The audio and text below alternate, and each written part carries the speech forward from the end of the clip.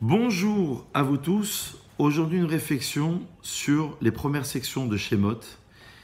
Il y a un épisode sur lequel j'aurais aimé revenir, c'est celui du buisson ardent. Lorsque Dieu va se révéler à Moïse, Moïse va être choisi par Dieu pour aller sauver le peuple en Égypte. Vous connaissez l'histoire. Le roi Pharaon va être frappé à 10 reprises par 10 plaies et le peuple sortira d'Égypte le 15 Nissan. L'endroit de la révélation, c'est Séné, c'est-à-dire le buisson ardent. Et le texte dit précisément, et je voudrais vous amener à cette réflexion, Vea Séné enenu ukal. Le Séné, c'est-à-dire le buisson, ne se consumait point.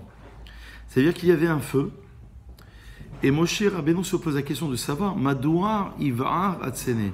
Pourquoi le buisson brûle-t-il et pourquoi n'est-il pas consumé? Quelle est l'allusion? Pourquoi Dieu se révèle à Moïse précisément à travers cette vision du buisson ardent avec un feu qui brûle mais qui ne consume point le buisson? Et Dieu va dire à Moshe Rabbeinu, Shal ne'alecha me'al raglecha, enlève tes chaussures parce que cet endroit qui est Admat Kodeshu, c'est un endroit, c'est une terre qui est sainte. Alors quelle est aussi l'allusion?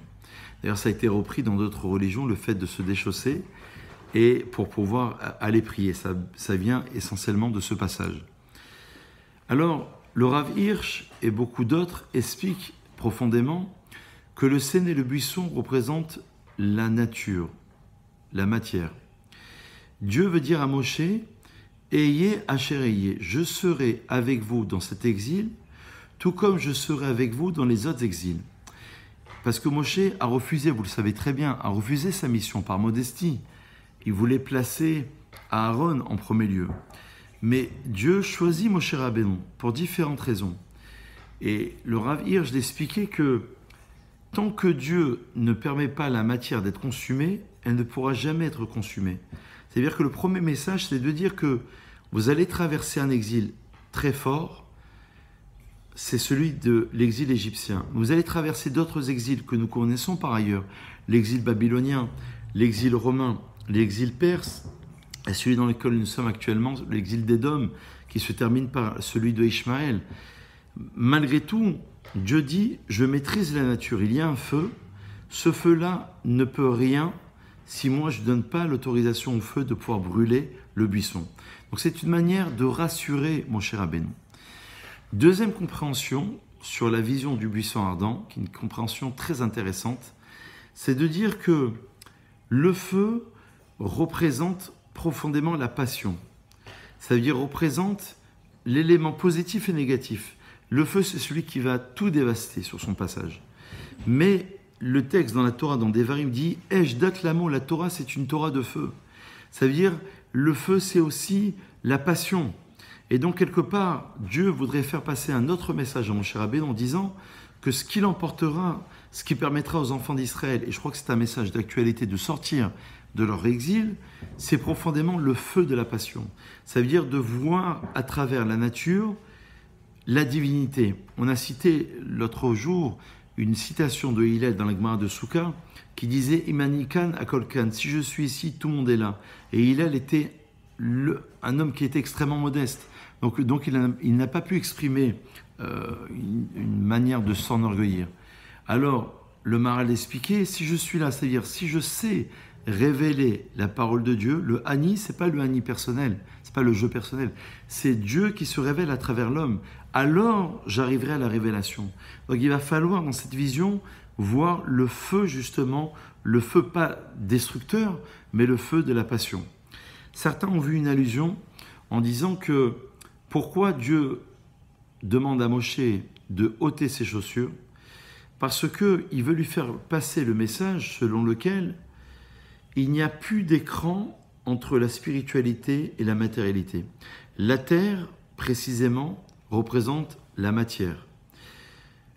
Moshe représente l'être spirituel.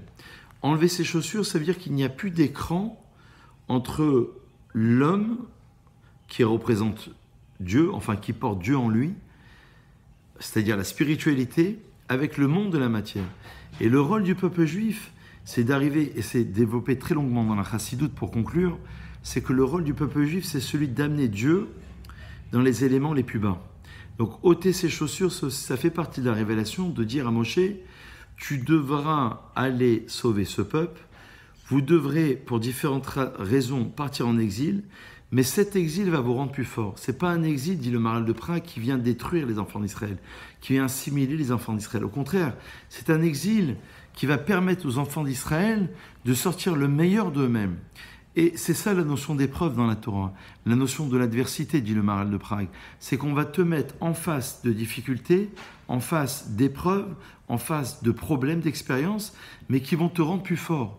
Et le Ramchal avait expliqué, rappelez-vous, lors du péché originel, il avait expliqué que la raison profonde pour laquelle Adam a choisi de manger le fruit de l'arbre interdit, c'est justement pour arriver à un mérite supplémentaire, pour passer par le monde de l'expérience, pour avoir un mérite supplémentaire. Donc Dieu veut dire à Moshe dans cette vision-là, dans cette révélation, il faudra comprendre que la divinité doit se poser entièrement dans le monde de la matière et doit l'investir totalement.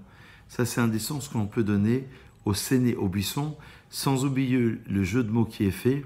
Séné et Sinaï, ça se rapproche étrangement dans la manière, dans la racine étymologique. Sinaï, c'est le mont Sinaï, et Séné, c'est évidemment le buisson. Quand on rentre la main dans le buisson, eh bien, évidemment, on ne se blesse pas. Quand on la retire, on peut se blesser. Rentrer la main dans la Torah, c'est facile, mais le problème, c'est justement de démystifier, de sortir ces enseignements et de les amener dans le monde de la matière. Bonne réflexion à vous tous, à très vite.